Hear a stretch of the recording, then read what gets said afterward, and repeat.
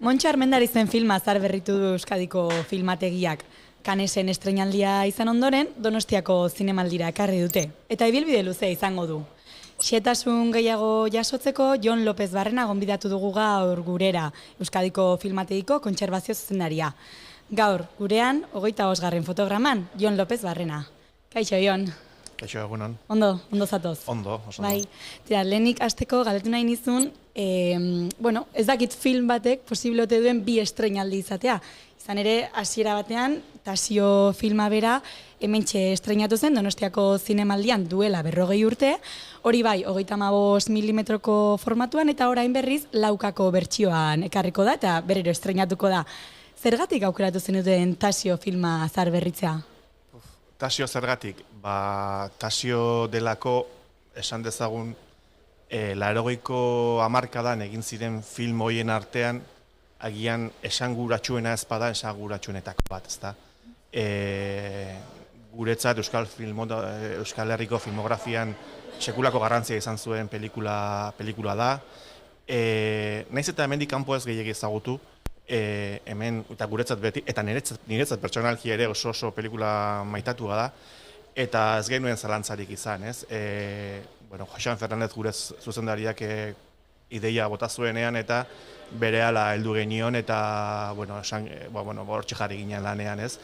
Ideia zen, hoxe bera, hau da, 40 urte betetzen zituenean pelikulak, zaharberritzea eta amets guztiak bete dira, esan dezagun, guk garai hartan izan genituen amets guztiak bete dira, hau da, zaharberritu dugu pelikula, izugarri polita dago ikusteko, etorkizunerako preserbatuta eta oso modu egokian gordeta egongo da, eta gainera, duela 40 urte estrenatu zen tokian bertan, Victorio Eugenia Antzokian estrenatuko da berriro. Horrez gain ere jakin nahi nuen pixka bat prozesua nolakoa izan den. Hori ere zirraragarria edo izango zen ikusteko, ez? Nola Italiako laborategi batean egin duzue, konta iguzu pixka bat?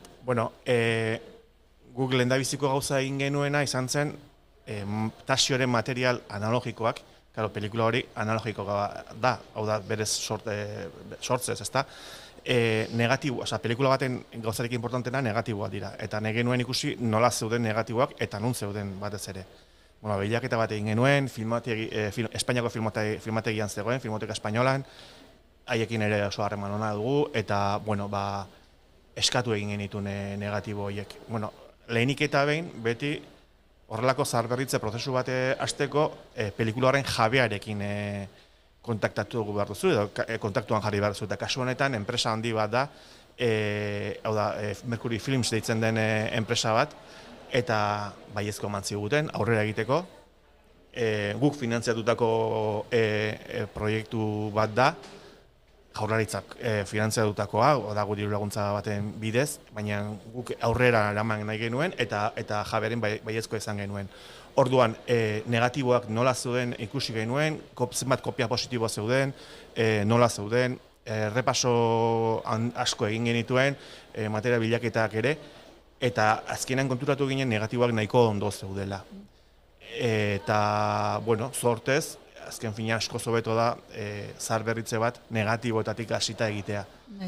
Orduan, lehiaketa publiko bat egin genuen, mundu osoko zaharberritze laborategien artean, eta ez dakit zorionez, baina Imaginary Trovata Boloniako, Italiako laborategiak irabazi zuen lehiaketa, eta lan bikain egin dute. Esan behar da laborategi hau agian munduko hoberenetako bat dela espezialitate honetan. Bai, eta aipatu duzu Jaurlaritza berak finantzatutako prozesu bat edo izan dela, gutxi gora bera, horrela nolabaiteko kalkulu bat egiteko, zenbateko kostua izan ohi du horrelako zaharberritze prozesuak?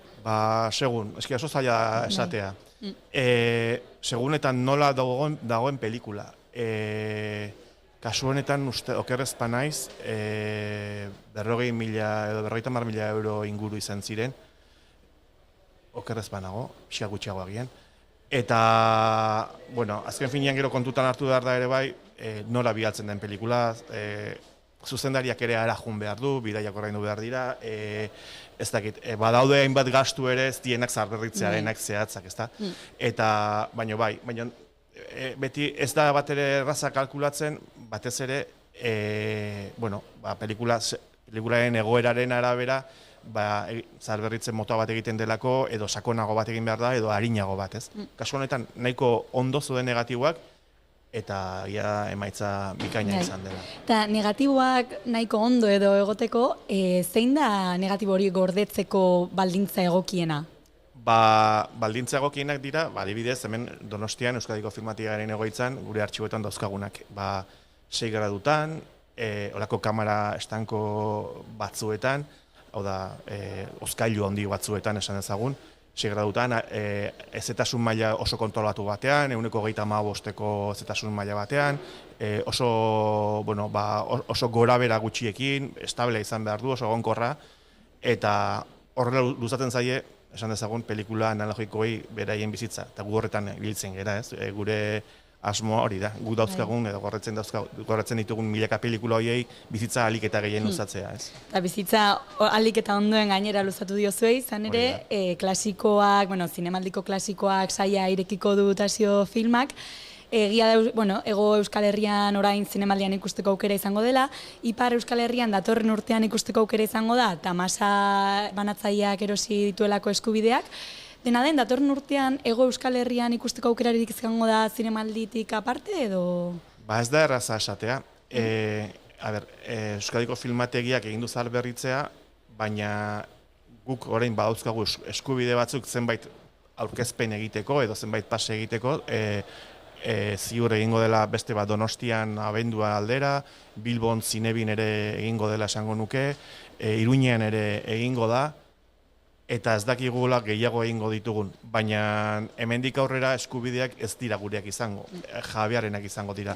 Orduan, berai guk nahi dugun, gustatuko litzai gukena guri da, zineetan berriro estrenatu ahal izatea, ez?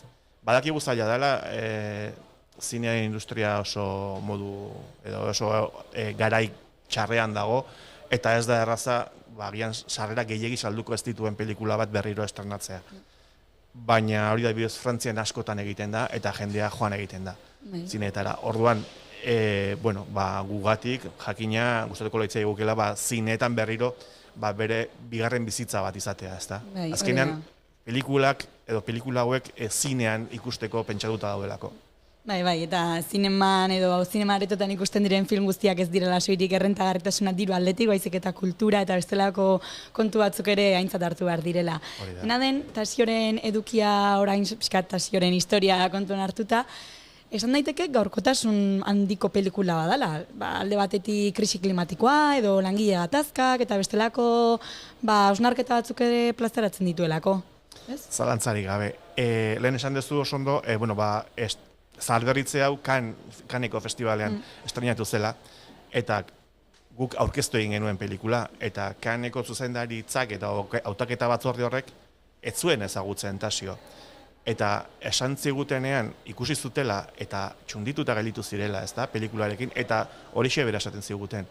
Oso gaurkotasuna handia duen pelikula bat dela, naturarekin harremana duen pertsona batena, hori da, gatazka bat, ezta, edo botere arteko gatazka bat, agian bere lurretik edo menditik bizi nahi duen pertsona batena eta boterearena hori egiten uzten ez dionak, ekologia. Gaur egun, egia esan oso, modan edo gaurkotasuna handia duen pelikula bat dela esango nuke, eta ikusi ez badezute, edo bintzatik hemen ikusten gaituztenek ikusi ez badute, nik gomendatzen diet, nik goatzen naiz, nik 13 bat 14 urte nituenean ikusi nuen zinean, eta txunditu egin ninduen, eta gaur egun nik uste dut euskal zinearen pelikula gogokoena dudala, ez? Gogokoenaketako bat, ez dakit. Bai, egia da azkenean edukiaz aparte ere bestelako paisaiak eta merezi duela, bez? Film horrek merezi du ikustea. Gainera, zaharberritzearekin, agian jendea ez da konturatzen, baina guk badakigu nola, azkenean denboraren poderioz pelikulak ximeltzen joaten dira. Naiz eta ondo kontserbatuta egon, koloreak azkenean imprimazio kimiko bat da, eta eragin, joaten dira partikula kimikoak elkarren artean eragiten, eta beti okerrerako izaten da. Ez eta ondo kontserbatuta egon, eta zaharberritze honek ematen dio horrelako beste dizdira bat, beste garbitasun bat, eta benetan nik uste merezi duela. Vale. Hortxe, gonbita bintza luzatuta ikusleentzat. Bestalde, Montxo Armendarizi emango diozue Euskadi Filmategiko saria zinemaldia aurten. Nola jaso du berak saria? Badakizu horren berri edo? Ba oso ondo.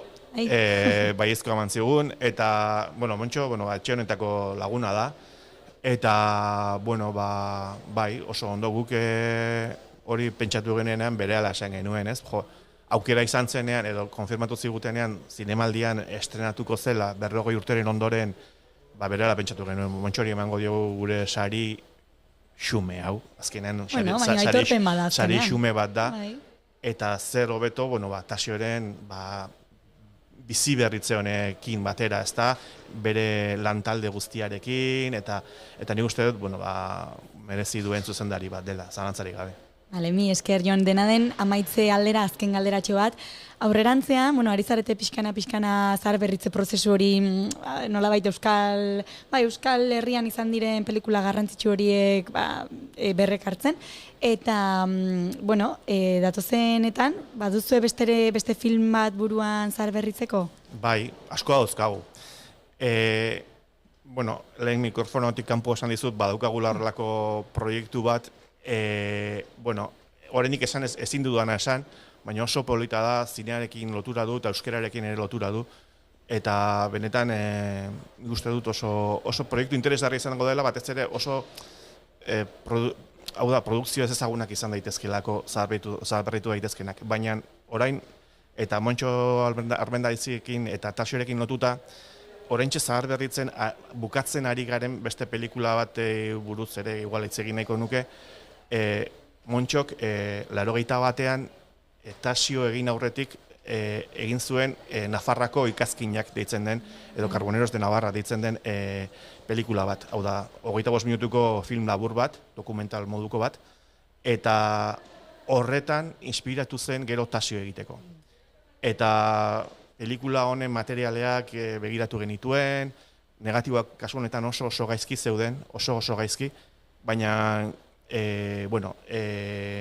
guk genuen edo korretzen genuen kopia positibo batetik hasita zaharberritzea egiten hasi ginen eta esan dezakegu iaia bukatu daukagula. Beraz, agian Iruñan ikusi daitezke bi pelikulak batera, Nafarrako ikazkinak eta Tasio, eta agian Donostian ere bai, ez dago ziur.